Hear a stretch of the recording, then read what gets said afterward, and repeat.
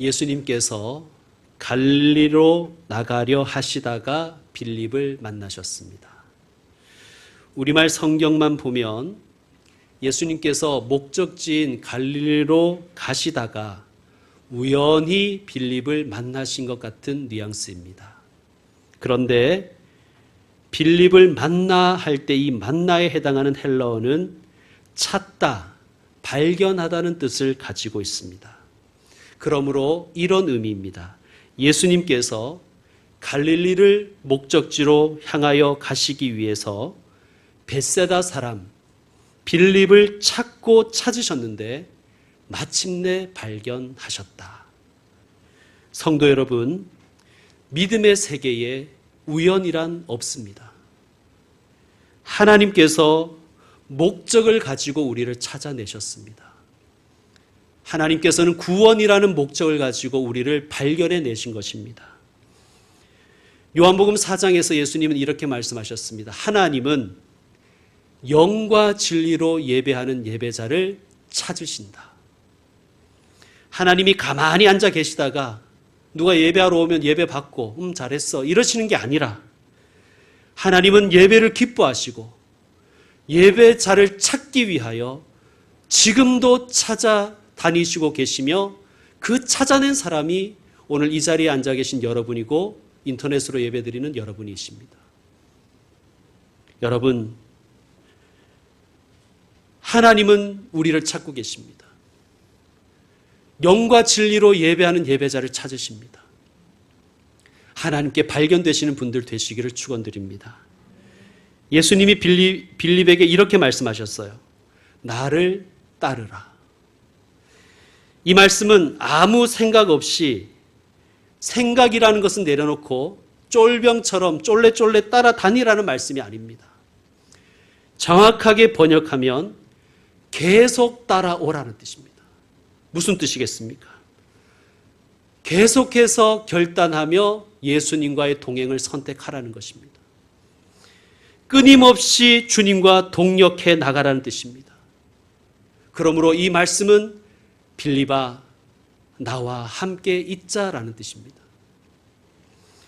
여러분, 주님이 우리에게도 말씀하십니다. 나와 함께 가자. 나와 함께 있자. 계속해서 나와 동행하고 또 매일매일 나와 동역하자. 여러분, 하나님이 뭐가 부족해서 이런 말씀 우리에게 하실까요? 어마어마한 은혜입니다. 그러므로 우리는 기도해야 합니다. 하나님, 날마다 새롭게 결단하기 원합니다. 날마다 새롭게, 매 순간 새롭게 주님의 동력자로 서게 하여 주시옵소서. 여러분, 묵은 신앙의 모습으로 서지 맙시다. 날마다 새롭게 끊임없이 결단하며 하나님 앞에 서야 될 줄로 믿습니다. 자, 빌립은 결단하고 주님을 따라 나셨습니다. 빌립이 결단했다는 것은 빌립의 그 다음 행동을 통하여 알 수가 있습니다. 빌립이 어떻게 합니까? 친구를 찾아가 전도합니다. 여러분 45절을 보십시오. 빌립이 나다나엘을 찾아 이르되. 아멘. 예수님이 빌립을 찾아내신 것처럼 빌립은 결단하고 이제 내가 예수님과 동행하는 사람, 동역하는 사람 되기를 원하며 예수님이 찾으시는 사람을 자기가 찾아 나섭니다. 여러분, 이것이 신앙의 결단입니다. 그 일을 우리가 만났으니 요셉의 아들 나사렛 예수니라. 우리도 빌립처럼 예수님이 찾으시는 사람을 예수님 대신하여 예수님의 몸이 되어서 예수님과 함께 발견해내는 예수님의 동력자 되기를 기도해야겠습니다. 나다나엘은 예수님의 제자 중에서 바돌로메와 동일한 인물로 우리는 추측합니다. 바돌로메는 이름이 아니에요. 바 끊고 돌로메라고 읽으셔야 됩니다. 돌로메의 아들이란 뜻이죠. 45절에 보면 예수님을 이렇게 소개합니다. 요셉의 아들 나사렛 예수. 누구의 아들 아무개. 이것이 그쪽 지역 사람들이 사람을 부르는 방법입니다. 그러므로 바 돌로메, 돌로메의 아들 나다나엘 이 원래 이름이었을 것으로 우리는 예상합니다. 자, 친구 빌립의 전도를 들은 나다나엘이 뭐라고 반응하지요? 여러분 46절을 읽어주십시오. 시작.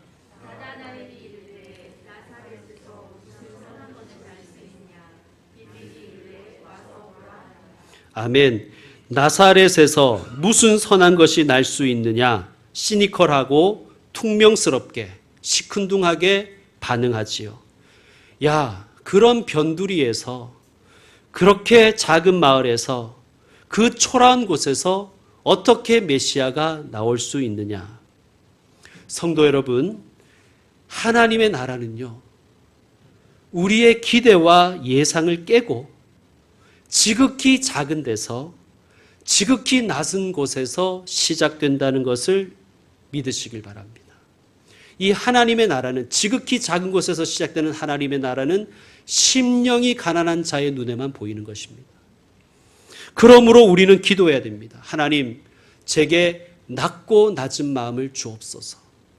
하나님, 제게 따뜻한 사랑의 눈을 주시옵소서. 그래서 나사렛에서 나오는 선한 것을 볼 수 있는 사람이 되게 하여 주옵소서. 성도 여러분, 여러분 자신을, 그리고 우리 자녀들을, 그리고 우리 가정을, 우리 교회를 낮고 낮은 눈으로, 따뜻한 사랑의 시선으로 보기를 원합니다. 그러면 틀림없이 나사렛에서 시작되는 선한 것을 볼 수 있으실 것입니다. 나다나엘의 말에 빌립이 이렇게 말하지요. 와서 보라. 여러분, 이 말도 원래 39절에서 예수님이 하신 말씀이잖아요. 예수님을 대신해서 예수님이 찾으시는 사람을 찾아가고 예수님이 하신 말씀을 대신하는 것이 제자입니다. 그게 우리가 할 일입니다. 그런데 빌립의 이 표현이 참 담백하지 않습니까? 저는 제게 이런 담백함이 있었으면 좋겠습니다. 죄송합니다만 제가 나이를 먹으니까요. 몇 살 안 먹었지만 나이를 먹으니까 잔소리가 많아져요. 일단 주저리 설명하고 또 이야기하고 했던 말 또 하고 왜 이러는지 모르겠어요. 좀 담백해지길 원합니다. 와서 보라. 예수님도 그렇게 말씀하셨잖아요. 와서 보라. 아니, 예수님이 뭐 설득할 자신이 없어서 그렇게 얘기하셨을까요? 예수님이 논리적으로 뭐 딸려서 이렇게 얘기하셨을까요? 와서 보라. 여러분, 우리는 알고 믿은 것이 아니라 믿어서 알게 된 것입니다. 인정하십니까? 여러분, 우리 중에 알아서 예수님 믿은 사람이 어디 있습니까? 우리는 모두 믿고 나서 본 사람들입니다. 믿으니 알게 된 사람들입니다. 여러분, 우리가 무슨 논리로 설득되어서 이 자리에 있는 게 아니잖아요. 여러분, 하나님이 인간이 되셔서 나를 구원하셨다. 우리가 이렇게 글로 쓰고 말을 하니까 그런가 보다 싶지만 이렇게 비논리적인 명제가 어디 있습니까? 하나님이 인간이 되셔서 나를 구원하셨다. 이게 믿어지니까 이 말씀이 복음인 거잖아요. 이게 믿어지니까 이게 진리라는 것을 알게 되는 것입니다. 우리는 믿고 알게 된 것입니다. 이것이 은혜입니다. 은혜. 여러분, 생각해 보십시다. 우리가 내 지능으로, 내 명철로 알고 믿었다면 얼마나 불안했을까요? 야, 내가 그때 제대로 깨달은 거 맞을까? 아, 지금 우리 알고 있는 것도 다 까먹을 판에 내가 안다는 것을 확신할 수 있습니까, 여러분? 여러분, 그러나 우리는 믿음으로 구원받아 그 믿음 위에 알게 되었으니 이 알미 우리의 지능이나 지혜에 근거한 것이 아니라 하나님 주신 믿음에 근거한다는 것이 우리로 하여금 자유롭게 합니다. 평안하게 합니다. 하나님, 믿음 주셔서 감사합니다. 많이 알지는 못하지만 믿음 위에 알게 된 것도 감사합니다. 더 많이 알아도 감사하고 좀 부족하게 알아도 감사합니다. 그런 고백을 할 수 있는 저와 여러분 되었으면 좋겠습니다. 나다나엘은 메시아가 나사렛 출신이라는 말을 듣고는 그만 실망감을 감추지 못하는 거예요. 그런데 그는 참 신기하게도 나사렛 옆 동네인 가나 출신이에요. 도찐 개찐입니다. 여러분, 장기동이나 구례동이나 운양동이나 뭐 그렇게 차이가 납니까? 걸포동이나 풍무동이나 지금 누가 누구를 무시할 수 있겠습니까? 너무 잘 알아서 이렇게 반응할 수도 있었습니다. 물론 이런 시큰둥한 반응, 이 반응에 예수님이 뭐라고 말씀하셨는지가 중요한 거예요. 47절 읽어주시기 바랍니다. 시작.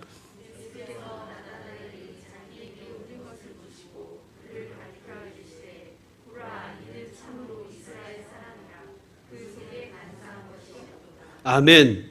너 반응이 왜 그 모양이야? 이런 건방진 녀석. 이러지 않으시고, 보라, 이는 참으로 이스라엘 사람이구나. 그 속에 간사한 것이 없도다. 감탄하십니다. 칭찬하십니다.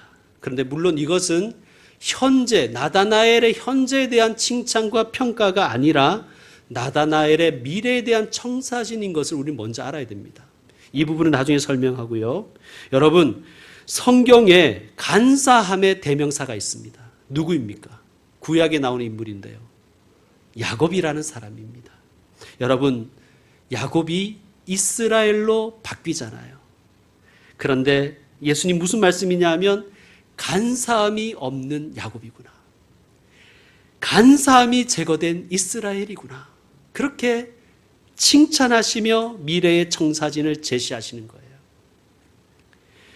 이 예수님의 말씀에 나다나엘이 엄청난 충격을 받았습니다. 48절 읽어주십시오. 시작. 나다나엘이 이르되 어떻게 나를 아시나이까? 예수께서 대답하여 이르시되 빌립이 너를 부르기 전에 내가 무화과 나무 아래에 있을 때에 아멘. 무화과 나무 아래에 있다는 것은 문학적인 표현입니다. 이것은 이스라엘의 최대 전성기와 번영의 시대를 표현하는 말입니다. 구약 열왕기 상에는 이런 말씀이 있습니다. 들어보십시오. 솔로몬이 사는 동안에 유다와 이스라엘이 단에서부터 브엘세바까지 각기 포도나무 아래와 무화과 나무 아래에서 평안히 살았더라. 다윗 왕 때부터 이스라엘이 번성하기 시작해서 솔로몬 왕 때 이스라엘은 최고의 정성기를 맞이했습니다. 그때 백성들이 포도나무 아래와 무화과 나무 아래에서 평안히 살았다고 하며 그 시대가 태평성대였음을 그렇게 표현하는 것입니다. 우리로 치면 이렇게 표현한 것 같겠죠. 광개토 대왕이 만주벌판 말 달릴 때, 뭐 이렇게 표현하는 것과 비슷하겠죠. 집집마다 먹을 것이 넘치고 뭐 그런 표현입니다. 예수님 당시에 와서는 이 무화과 나무 아래에 있다는 것은 이런 의미로 바뀌었습니다. 다윗과 솔로몬의 시대를 그리워하며 하나님의 말씀을 연구하고 배우며 메시아가 오시기를 대망하며 기도한다는 의미로 쓰였습니다. 그러므로 나다나엘이 무화과 나무 아래에 있었다는 것은 그가 메시아 오시기를 간절히 기다리던 사람이었다는 것을 알 수 있습니다. 아마도 나다나엘은 무화과 나무 아래에서 기도했을 것입니다. 하나님, 우리가 다시 무화과 나무 아래에 있기를 원합니다. 지금 우리는 폭력의 시대를 살고 있습니다. 로마가 우리를 압제하고 있어서 우리가 신음하고 있음을 주님 굽어 살펴보시옵소서. 여호와여, 약속하신 메시아를 우리가 기다리오니 속히 보내주옵소서. 아마 그는 무화과 나무 아래에서 그렇게 기도했을 것입니다. 자, 나다나엘이 메시아를 대망하는 사람이라는 것을 친구 빌립이 몰랐을 리가 없지요. 그래서 그는 예수님을 만난 후에 반갑게 나다나엘을 찾아갔습니다. 우리가 메시아를 만났다. 성경에 예언된 그 메시아를 우리가 만났다. 메시아라는 말에 나다나엘의 귀가 번쩍 뜨였을 것입니다. 그러나 이내 그 메시아라는 분이 나사렛 출신이라는 말을 듣고는 그만 실망했을 것입니다. 여러분, 우리도 그렇잖아요. 우리도 우리의 앞날을 위해 준비하고 애쓰지만 잘 풀리지 않을 때, 한계에 도달했을 때 우리가 실망하지 않습니까?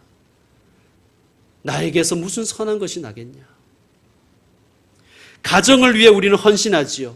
가정에 더 나은 앞날을 기대합니다. 그런데 통장 잔액만 보면 낙심하지요.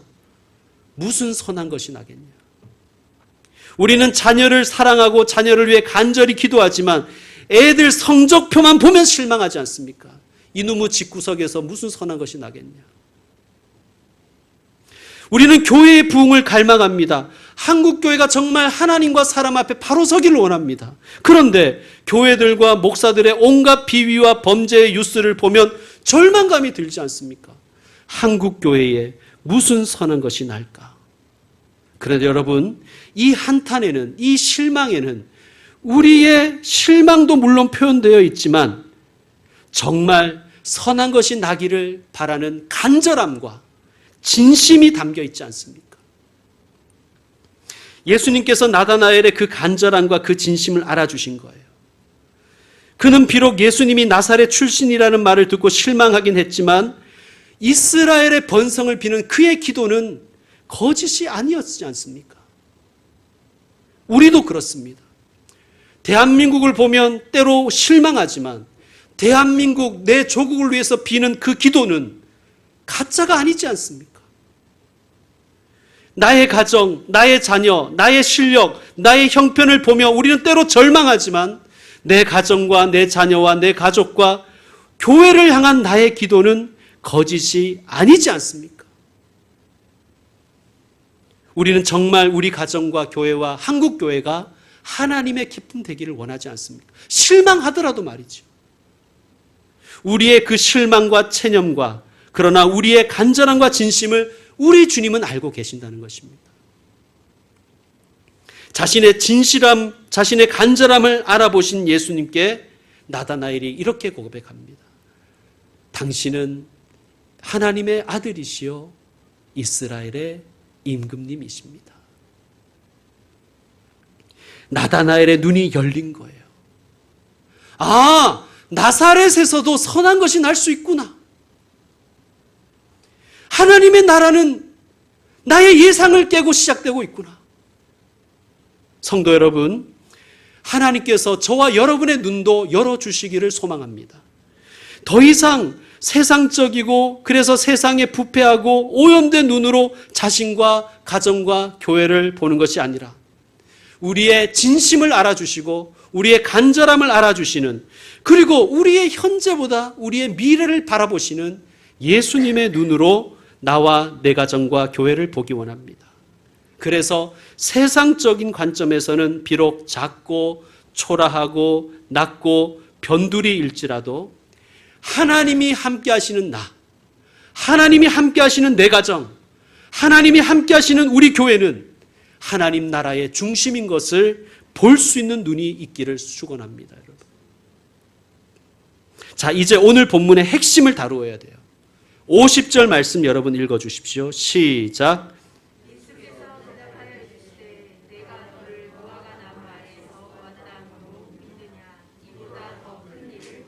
아멘. 이보다 더 큰 일을 보리라. 네가 메시아를 만난 것으로 그렇게 기뻐하는 것이 끝이 아니다. 네가 더 큰 일을 볼 것이다. 이렇게 말씀하십니다. 여러분, 메시아를 만난 것으로, 여러분 우리가 예수님을 만난 것으로 끝이 아니잖아요. 우리가 사랑하는 사람을 만나서 결혼했지 않습니까? 결혼하면 끝이에요? 아니죠. 더 아름다운 미래를 만들어가는 더 큰 일을 봐야 됩니다. 여러분, 우리가 자녀들에게 공부하라 하는데 공부하는 것으로 끝이 아니잖아요. 더 큰 일을 볼 수 있는 사람이 되어야 됩니다. 하나님과 사람 앞에서 바르고 아름답게 살아가며 빛과 소금의 사명을 하는 사람으로 살아가기를 우리는 원하지 않습니까? 그게 더 큰 일이에요. 공부하는 것보다 그게 더 큰 일입니다. 성도 여러분, 예수님을 만나셨습니까? 예수님을 만난 것으로 끝이라고 생각하지 마십시오. 우리에게는 더 큰 일을 보아야 될 과제가 남아 있습니다. 그러면 우리가 볼 더 큰 일은 무엇입니까? 51절을 읽어주시길 바랍니다. 시작.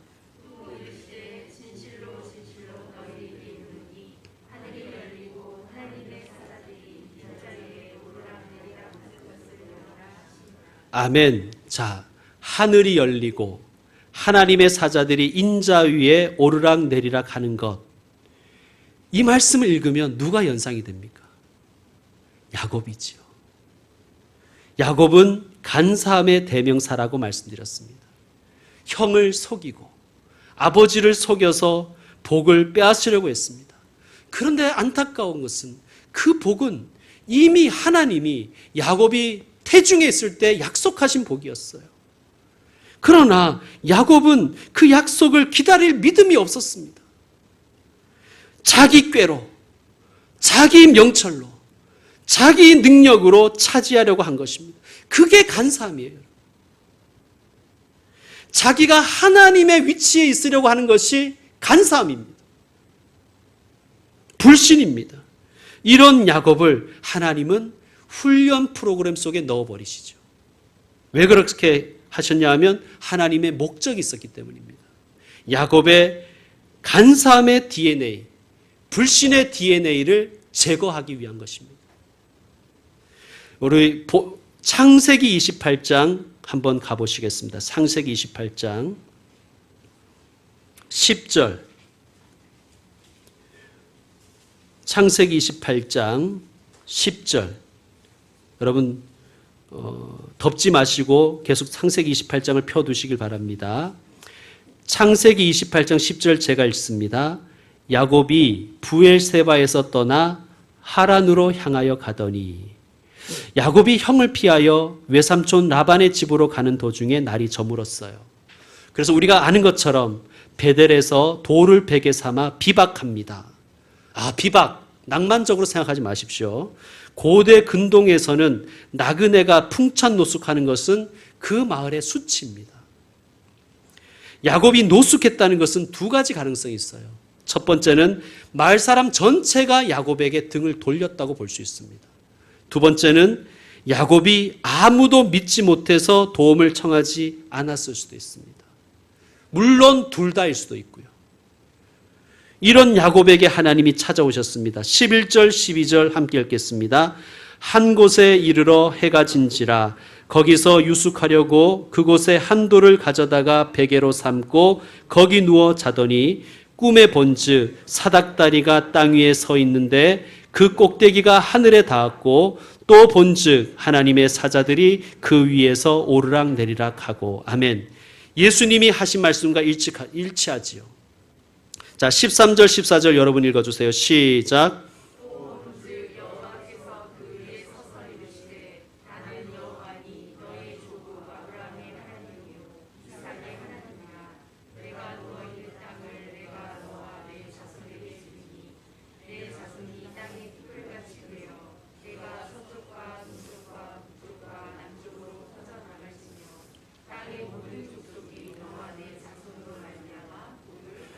아멘. 자, 하나님이 약속을 하십니다. 뭐로 약속하시죠?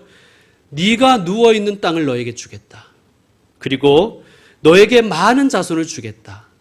그리고 땅의 모든 족속이 너와 내 자손으로 말미암아 복을 받게 하겠다. 자, 그러면 우리는 이런 질문을 던지게 되어 있죠. 그냥 주시면 안 됩니까? 꼭 훈련 받아야 됩니까? 그냥 주시면 안 돼요, 하나님? 여러분, 우리는 머리가 너무 빨리 돌아가요, 야곱처럼. 그게 우리의 간사함입니다. 사실은 그게 불신입니다. 하나님은 야곱의 간사함을 빼내시기 위해서 야곱을 훈련시키는 거예요. 하나님의 목적이 있는 거예요. 자기 지혜와 명철과 자기 꾀와 간사함으로 살아가는 야곱, 불신의 야곱, 하나님의 자리에 앉으려는 그 간사함을 뽑아내시고 하나님 나라의 뿌리가 되는 12지파의 아버지 이스라엘 되게 하시는 것이 하나님의 목적입니다. 하나님은 이 훈련을 시작하면서 이렇게 약속하십니다. 15절 말씀 보십시오. 제가 읽겠습니다. 5가지를 약속하세요. 내가 너와 함께 있어. 내가 어디로 가든지 너를 지키며 너를 이끌어 이 땅으로 돌아오게 할지라. 내가 내게 허락한 것을 다 이루기까지 너를 떠나지 아니하리라. 5가지입니다. 내가 너와 함께 있으리라. 너를 지켜주리라. 너를 이끌어 주리라. 그리고 반드시 훈련을 마치고 돌아오게 하리라. 너를 떠나지 않겠다. 성도 여러분, 하나님께서도 저와 여러분을 향한 목적이 있으십니다. 그냥 주시면 안 돼요. 그렇게 하지 마십시오. 우리 속에 있는 간사함과 불신을 뽑아내시기까지는 그 훈련은 마치지 않습니다. 여러분, 이스라엘이 훈련받는 시간이 20년이었어요. 야곱이 훈련받는 시간이 20년이었어요. 그 훈련을 통해서 야곱은 이스라엘이 됩니다. 여러분, 우리도 하나님이 훈련시키십니다. 그 훈련은 언제 마치는지 모르겠지만 반드시 마칩니다. 그리고 우리를 홀로 두는 것이 아니라 내가 너와 함께 있겠다. 내가 너를 지켜주겠다. 너를 이끌어주겠다. 반드시 돌아오게 하겠다. 그리고 너를 떠나지 않겠다. 약속하십니다.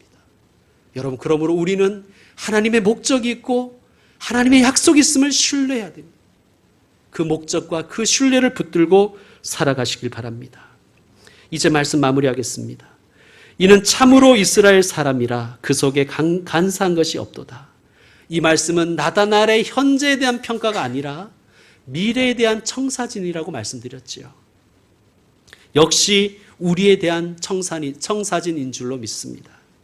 이보다 더 큰 일을 보리라. 이것이 하나님의 비전입니다. 하나님이 우리로 하여금 더 큰 일을 보게 하십니다. 그게 뭐였다고요? 우리로 하여금 간사함과 불신의 그 쓴뿌리가 뽑혀 참 이스라엘 되게 하시는 것입니다. 이것이 하나님의 목적입니다. 그리고 하나님이 약속하셨습니다. 내가 너와 함께하리라. 내가 너를 지켜주리라. 너를 이끌어주리라. 반드시 그 훈련 마치고 돌아오게 하리라. 너를 떠나지 않겠다. 여러분, 하나님의 목적과 하나님의 약속을 붙드십시다. 그리고 이번 한 주간을 살면서, 아니 평생을 살아가면서 하나님의 목적과 하나님의 약속을 신뢰하며 살아가는 저와 여러분 되기를 축원드립니다. 기도하겠습니다.